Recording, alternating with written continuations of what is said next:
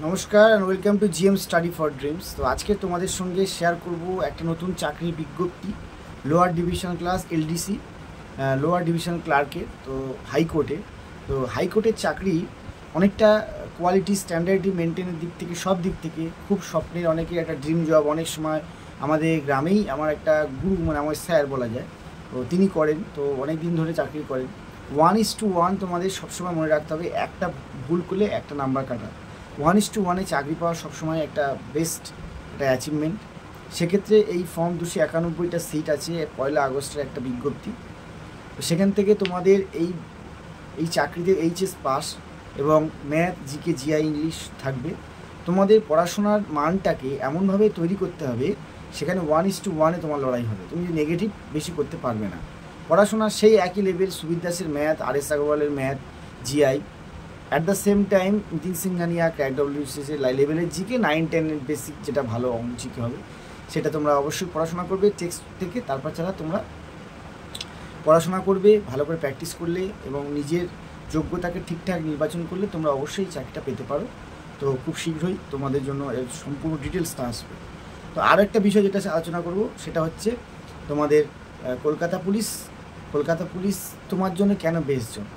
যে ডব্লিউপি, আমি ডব্লিউপিতে চাকরি করি, ডব্লিউপি বেস্ট জব আমার জন্য না তোমার জন্য কেপি সবথেকে বেস্ট জব কেন? আমার মতে, আমি যতদূর অভিজ্ঞতা আমার হয়েছে 5-6 বছরে, তো আমি যেটা মনে করি, KP is the best job for every one.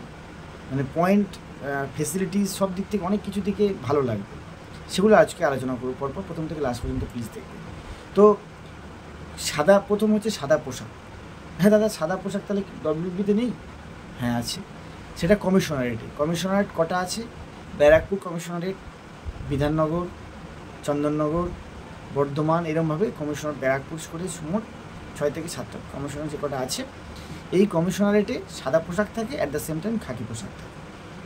তাছাড়া ন্যাচারালি বেঙ্গল পুলিশ থানা, যে ফাঁড়ি, যে পুলিশটা আমরা জানি বেঙ্গল পুলিশ, যেটা থানা ফাঁড়ি, থানা ফাঁড়ি ছাড়াও ব্যাটালিয়ান আছে, অনেক জায়গা আছে। সেক্ষেত্রে সব কিছুতেই খাকিটা কমন, কিন্তু সাদা পোশাকটা কমন নয়। কিন্তু কলকাতা পুলিশে সাদাটা হচ্ছে কমন, আর খাকিটা হচ্ছে যারা আর্ম পুলিশ থাকে তাদের খাকি হয়। কমান্ডোরা যারা কমান্ডোতে থাকে, স্টিপটা অনেক সময় ব্ল্যাক থাকে, অনেকে কেমোফ্লাজ থাকে, যেমন আর্মিতে এরকম ড্রেস কিছু থাকে। স্পেশাল বাহিনী যারা আছে, স্পেশাল বাহিনী কারা? যখন সিএম বা কোনো স্পেশাল ভিভিআইপি আসেন, তখন ডগ স্কোয়াডের সাথে বিভিন্ন রকম কমান্ডোরা থাকে, রাস্তায় চেক করে। তো কলকাতা পুলিশে চাকরি করলে সবার আগে আমি একটা কথা বলি, 8 ঘন্টা ডিউটি করবো আমি। সকালবেলা ডিউটি ধরলাম 7টায়, তো সেইভাবে 8 ঘন্টা ডিউটি করে আমি ডিউটি ছেড়ে দেবো। ডিউটি ছাড়ার পরে আমি ব্যারাকে গেলাম। ব্যারাকে গিয়ে সেখানে আমি হাত মুখ ধুয়ে ফ্রেশ হয়ে আমি আমার ব্যারাকের যে আমার নির্দিষ্ট বেডটা আছে, বেড কেমন থাকে, একটা লম্বা ব্যারাকে 50 থেকে 100 থেকে 200 যত ক্যাপাসিটি থাকবে সেই অনুযায়ী বেড থাকে, হসপিটালের বেডের মতো সিঙ্গেল বেড। সেখানে তোমার ছোট্ট বেডিং এবং তোমার একটা সুন্দর বেড থাকবে ছোট্ট, সেই বেডে তুমি গিয়ে রেস্ট করবে 8 ঘন্টা ডিউটি করে। এমন কিছু এমার্জেন্সি কিছু হয় না, ধরো কলকাতা পাকসাকাস এরিয়া বা কলকাতা শিয়ালদা লাগোয়া কোথাও হয়তো বস্তি এরিয়াতে খুব বড় গণ্ডগোল বেঁধেছে, খুব বড় মারামারি হয়েছে, খুব বোমাবাজি হচ্ছে, সেখান থেকে কারা যাবে? প্রথমে থানায় খবর দেওয়া হবে। থানা থেকে যদি কন্ট্রোল হয়ে যায় তাহলে ঠিক আছে, যদি একান্ত কন্ট্রোল করতে না পারে, তখন যারা রিজার্ভ আছে কলকাতা পুলিশের রিজার্ভ ফোর্স, সেই রিজার্ভ ফোর্সের খবর যাবে, সেই রিজার্ভ ফোর্স রেডি হয়ে সঙ্গে সঙ্গে বেরিয়ে যাবে। তুমি একটা রিজার্ভ ফোর্সের যদি অংশ হও, তুমি অবশ্যই তোমাকে তখন মুভমেন্ট করতে হবে 8 ঘন্টা ডিউটি করেও। কিন্তু যারা ট্রাফিকে ডিউটি করবে, যারা অফিস ডিউটি করবে, তারা কিন্তু 8 ঘন্টা ডিউটি করে ফ্রি হতে পারে। পৃথিবীতে সব কিছু সমান চলে না, মাঝে মাঝে লাইফেও এমার্জেন্সি হয়, সব কিছুতে এমার্জেন্সি হয়, আর এটা এমার্জেন্সি ডিপার্টমেন্ট, তাহলে তো এমার্জেন্সি হবেই, তোমার তাহলে যেতে হবে, এটা কোনো ইস্যু নয়। সরকারি চাকরি করতে গেলে একবার বেশি যেতে হবে, কম যেতে হবে, এটা বড় কথা না। মনে করতে হবে এটাই তোমার রুজি, এটাই তোমার পেটের ভাত, এটাই তোমার লাইফ, এটাই তোমার বাবা মার মুখে হাসি, তোমার ফ্যামিলির মুখে হাসি, তোমার ওয়াইফের মুখে হাসি, তোমার বাচ্চার মুখে হাসি, এটাই সবথেকে বড় জিনিস। যে চাকরি বা যে প্রতিষ্ঠা তোমাকে এই চাকরিটা দিয়েছে, যে জায়গাটা তোমাকে দিয়েছে, এটাই দিয়েছে, তাই এর জন্য একটু পরিশ্রম বেশি করলেও কিছু এসে যায় না। তাহলে কলকাতা পুলিশে আরও একটা এটা ফেসিলিটি যে 8 ঘন্টা ডিউটি করবো। এবার বাড়ি তোমার 2 ঘন্টা দূরে, তুমি ডিউটি করে বাইক চালিয়ে বাড়ি যেতে পারো। ট্রেন যদি ঠিকঠাক এক্সপ্রেস ট্রেন হোক, বা ট্রেন লাইন খুব ভালো কাছাকাছি, সব থেকে তো আমরা জানি ট্রেনের ট্রান্সপোর্ট ভালো, তুমি চলে যেতে পারো বাড়ি। কৃষ্ণনগর ধরো কারো বাড়ি ওই লাইনে, ওই রুটে, নৈহাটি, রানাঘাট বা ওই রুটে, তুমি দিব্যি বাড়ি যেতে পারো। ধরো তোমার বাড়ি হচ্ছে মুর্শিদাবাদ, আরও দূরে, তুমি হয়তো একটা এক্সপ্রেস ট্রেন পেলে এক্সপ্রেস ট্রেন ধরে যেতে পারো, নাহলে 2 দিন ছুটি ম্যানেজ করে এক্সট্রা 2 দিন ধরে যেতে পারো। তাহলে খুব ভালো একটা জায়গা। বেঙ্গল পুলিশে সেখানে কিন্তু একটা ছেলে যখন ব্যাটালিয়ানে থাকে, সে কিন্তু 20 দিন, 18 দিন, 17 দিন, 15 দিন ডিপেন্ড করে সেখানকার প্রতিষ্ঠানের উপরে, সে বাড়ি যেতে পারে ম্যানেজ 1 থেকে 2 দিন, মাঝখানে 1 নাইট থাকা বা 2 নাইট থাকা, চলে আসে, আবার এসে সে নিজস্ব রিজার্ভ ব্যারাকে ঢুকে যাবে, সেখান থেকে আবার মুভমেন্ট হবে, আবার সে কাউন্টিং হবে তার নাম। কিন্তু এইখানে একটা বিরাট পার্থক্য যে আমার 24 ঘন্টা এঙ্গেজড, যে আমি ডিউটি করে এসেছি। আরে আমি নিজে ব্যক্তিগত একটা শেয়ার করি, আমি নিজে ডিউটি করে এসেছি, এসে ঘুমাচ্ছি, অনেক রাতে এসেছি, রাত 2 থেকে 3টের সময় এসেছি, এসে ঘুমাচ্ছি, হঠাৎ দেখি পা ধরে কেউ নাড়া দিচ্ছে, দেখছি মুন্সি মানে যিনি ডিউটি পাঠান খাতা কলম, সে বলছে চল ভদ্রেশ্বরে গন্ডগোল হয়েছে, মানে মারপিট যেতে হবে। এতটা ডিউটি করে এসে ক্লান্ত, আবার সেই ঢাল লাঠি বিছানার তলায় রাখা আছে, হেলমেট নিয়ে আবার রাতারাতি গাড়ি এসে চলে গেলাম। পরের দিন সেই বিকেলবেলা সন্ধ্যেবেলা আবার এলাম, এরকম লাইফ চলতে থাকে। কিন্তু কলকাতা পুলিশের অনেকটা ট্রাফিক অফিস বিভিন্ন জায়গায় চলে গেলে অনেকটা লাইফ খুব সুন্দর। ইডেন গার্ডেন্স সবার আমার স্বপ্ন, আমাদের বলা হয় যে স্বর্গের মতো, সেখানে একটা খেলা হবে, তুমি ডিউটি গেলে তুমি তোমার প্রিয় খেলোয়াড়দের কাছ থেকে দেখতে পারবে, বিশাল একটা বড় একটা আনন্দের বিষয়।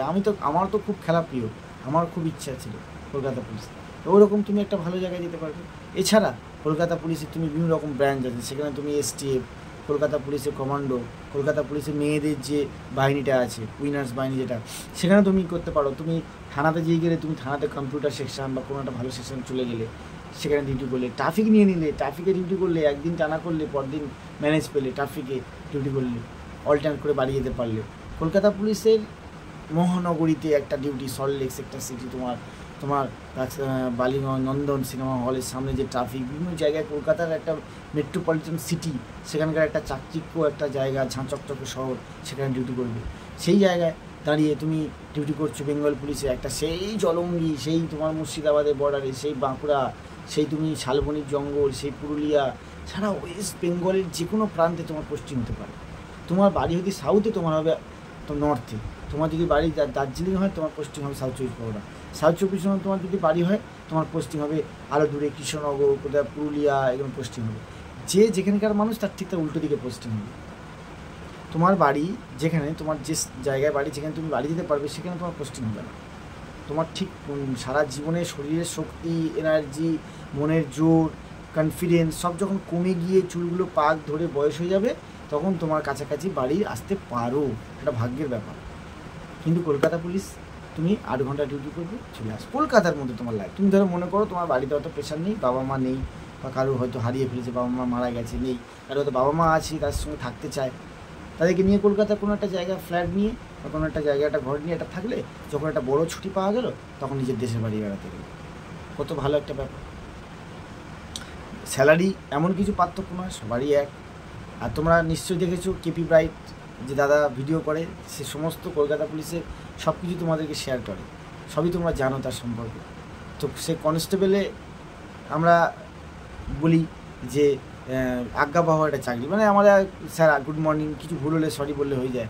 কিন্তু কলকাতা পুলিশের যে প্রমোশন লেভেলটা, ASI, constable to ASI, ASI to sub inspector, খুব লেট হয়, খুব লেট হয়। এছাড়া তুমি কলকাতা পুলিশের সার্জেন্ট আছে, সাব ইন্সপেক্টর ডাইরেক্ট আছে, সেখানে দিলে তুমি ট্রাফিকের সার্জেন্ট, আবার এসআই হলে থানাগুলোতে এসআই। তাহলে খুব ভালো একটা চাকরি কলকাতা পুলিশ, আমার চোখে খুব ভালো একটা চাকরি। কিন্তু আমি ওই ডব্লিউবিতে চাকরি, এটা নিয়ে কোনো আফসোস নেই। অনেক কষ্ট করেছি, অনেক দূরে সালুয়াতে ট্রেনিং, আর সালুয়ার ট্রেনিং কেমন হয় সেদিন নিয়ে একটা ভিডিও করব। সালুয়াতে যারা ট্রেনিং করে, তারা ওয়েস্ট বেঙ্গলের সবথেকে ভালো ট্রেনিং বলবো না, সবথেকে ফিজিক্যালি ভালো ট্রেনিং হয় ফার্স্ট সালুয়াতে। ব্যারাকপুরে ট্রেনিং সেন্টার আছে, একদিন তোমাদের ট্রেনিং সেন্টার এবং ব্যাটালিয়ান নিয়ে খুব সুন্দর একটা ভিডিও আনবো। তোমাদের যদি প্রয়োজন হয়, ভালো লাগে, তোমার নিচে এই ভিডিওর নিচে কমেন্ট করবে, দাদা এইরকম ইনফরমেটিভ ভিডিও আরও নিয়ে আসো, দাদা আমাদের খুব কাজে লাগছে, আমরা আরও এই টপিক জানতে চাই। তোমরা নিচে টপিকগুলো লিখে দেবে, দাদা আপনার কাছ থেকে আমি এই টপিকগুলো জানতে চাই। তোমরা প্লিজ কমেন্ট করবে এই ভিডিওর নিচে যে দাদা এই টপিকগুলো জানতে চাই, আমি ওয়েট করবো তোমাদের কমেন্টের জন্য। তো GM study for dreams, do subscribe my channel. আমার সাবস্ক্রাইব করার চ্যানেলটা কেন বলছি, আমার চ্যানেলে তোমরা ফ্রিতে পিডিএফ, ফ্রি দিয়ে নোটস, অথেন্টিক খবর, মোটিভেশান, সমস্ত লাইফের স্টোরি, বাস্তব জীবনের মানে প্রাসঙ্গিকতার কথাবার্তা তোমরা শুনতে পাবে। আমার কথা শুনলে তোমাদের অবশ্যই একটু হলেও ভালো কাজে লাগবে। যাদের ভালো লেগেছে তারা প্রতিষ্ঠিত হয়েছে এখনও এবং ট্রেনিং সেন্টার থেকে ফোন করে, ভালো লাগে। তোমরাও টেলিগ্রাম হোয়াটসঅ্যাপে যোগ দাও, সেখানে সম্পূর্ণ ফ্রিতে নোটস পাবে। আর ভিডিওতে অর্ধেকটা টাইম আমি শুধু ভালো কথাই বলি, পুরো টাইমটাই কোনো বিজ্ঞাপন দিই না যে 627 টাকার বিনিময়ে আমার নোট 529 টাকা বিক্রি হচ্ছে, সেল সেল সেল। আমি এগুলো কিছুই বলবো না। আমি লাইফে যেভাবে এগিয়ে গেছি, চাকরি পেয়েছি, তোমাদেরকে সেভাবেই এগিয়ে নিয়ে যাবো। পড়াশোনা পড়াশোনা পড়াশোনা, প্র্যাকটিস প্র্যাকটিস প্র্যাকটিস, ধারাবাহিকতা ধারাবাহিকতা ধারাবাহিকতা।